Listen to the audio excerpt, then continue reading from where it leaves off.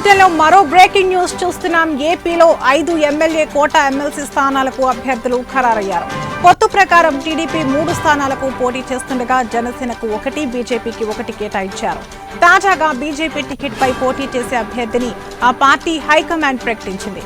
రాష్ట్ర బీజేపీ మాజీ అధ్యక్షుడు సోము వీర్రాజును ఎమ్మెల్యే కోటా ఎమ్మెల్సీ అభ్యర్థిగా ఖరారు చేసింది. సోము వీర్రాజు గతంలోనూ ఎమ్మెల్సీగా పనిచేశారు.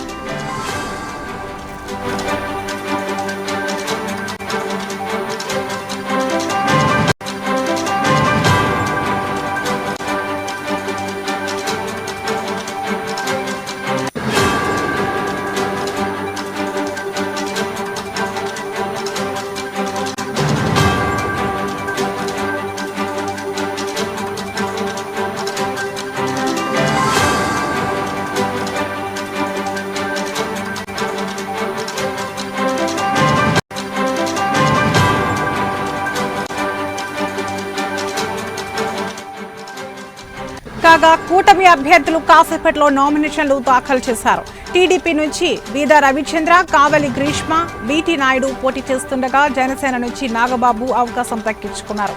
ఏపీలో 5 ఎమ్మెల్యే కోటా ఎమ్మెల్సీ స్థానాలకు మార్చి 20న పోలింగ్ జరగనుంది. అదే రోజు ఓట్ల లెక్కింపు చేపట్టనున్నారు.